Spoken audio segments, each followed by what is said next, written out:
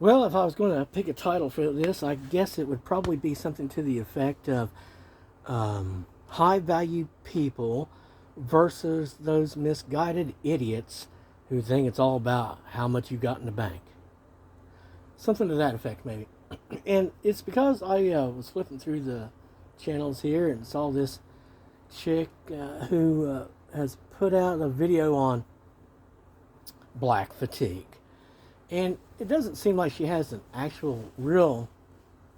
She's, I think possibly she's afraid to talk about it and or to legitimize it, because she was saying, that in her community, she's a black woman, that people do talk about the fact that there's this one particular group within their community that is responsible for an awful lot of, and in essence, she was pussyfooting around saying a lot of low class behavior, problematic behavior, that kind of thing. And then she said, but with white people, they've got what they will refer to as trailer trash, and later she says something about poor white trash man. I don't even know if she uses that term, but it's all about, again, and then this is where I knew she was like coming from the outside of left field in from some dark area, when she began to say that later, when those people get out of there and they're doing all right, and they never talk about when they were down there in that, when they were that. I've seen lots of stories of white people and black people who will openly admit that they have been down in the dumps and or poverty stricken financially, as far as how much gold they have in the bank, how many US dollars they might be able to spend. But what I can tell you right now is that in the overall scheme of things, there's some people out here that's got more money than you could ever imagine getting, or even imagine getting half of. And they're virtually worth nothing. Because on the other side, they're just as black and as dark and as nothing. Okay? Quote, nothing as it gets. So it's a measure of valuable how? Valuable where? Because remember, if you know the actual story and you understand the real true construction of it all, you should be seeing the reality that you are playing within and valuing so very highly and focusing on so much as about as stable as a sand painting at a specific point whenever the buttons are pushed. Okay? Your real value has to do with what you are, what you cultivate within you. Your worship is where you're putting your attention and focus, what you value. Okay? You can be what you eat, which is what you see and hear, etc., and so on and forth, if you are not discerning, or if you have no will regarding what you be, what ye be, and what you are evolving towards, which direction you're going. If you become that aware that you now have a goal regarding that, then you no longer are what you eat. As a matter of fact, you become less and less that, because you've made a conscious decision to become more and more of something else. But anyway, you have to be that aware. White people tend not to talk too much about white trash, and the reason why is not that they hate them, but I mean, if they're doing a bunch of stupid shit, they're more than happy to call white people out for being stupid. You just stop being so low, get classier. Let's class it up a little bit. And white people know that. They know that. It doesn't matter if they're living in a trailer park or if they're living on the Upper East Side. There's still people that are just as much the trash garbage of the universe as could be.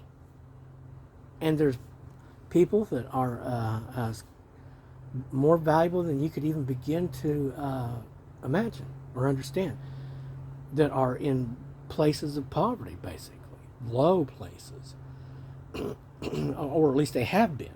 Do they stay there? No, they don't stay there.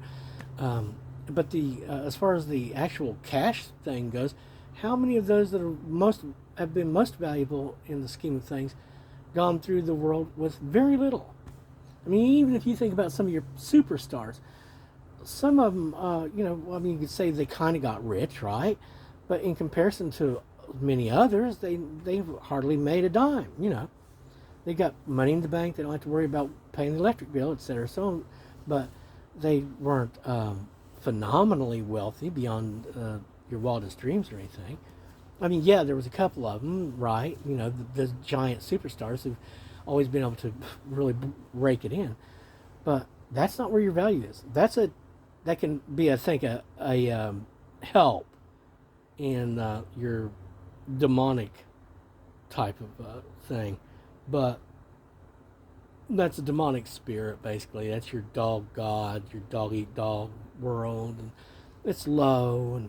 And there's people that have had very little money in the world, but have been counted as having exceptional value within their community where they were, just because of the vibration that they embodied, the spirit that they were. So again, never feel ashamed if you have not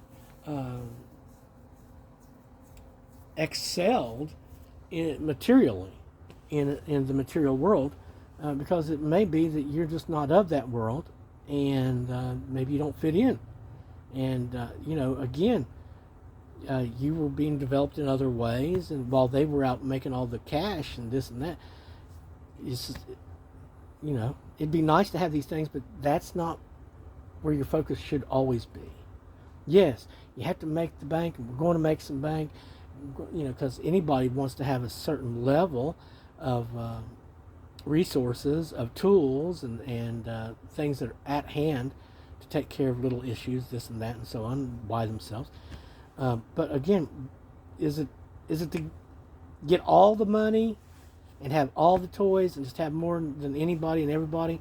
Well, I don't know. Are you trying to compete with God? Because there's a whole bunch of guys running around going, I'm a god, and they're little teeny tiny gods, and and they're in competition with the God who built the playground that they're playing in, right? So, and what to me, see, it's like, hey, I think I'm just going to go with the day, because that's what it's all about, and that's what it's for, and there's no reason to go with anything else. And if I get rich, I get rich, and if I'm going to be favored, I'm going to be favored, and that's wonderful and great. But for me, let's go up, let's continue up, and let's get out, and thank you for making me remain separate from the others, all those of magic and fire and all that, and those that not day. I'm very happy to be made separate from them, inaccessible to all that they are, so that I don't have anybody stealing from me or putting any of that bad stuff on me. Guys, may the good Lord and heaven above guide you in every step, and may you be free of your anger. I hope you're able to resist that whenever it comes by, because you want to let that go, of course. That devalues you. Remember that. You don't want to take it on, because that lowers your value tremendously. So, may God's love be with you, if you can hold that, if you can stand it. And remember, repenting was, they'll say, a change of mind. It's to turn away from your sin. And whenever it's not just a change of mind, though, because you have to see past just the phrase. It's a change of your personality, basically. You because of the information you've been given, the truth that was revealed to you, you change how you're feeling, so you change how you're thinking, and of course you want to avoid the sin and all the people who are trying to say, no, come this way and be like us. So that's what it is to repent.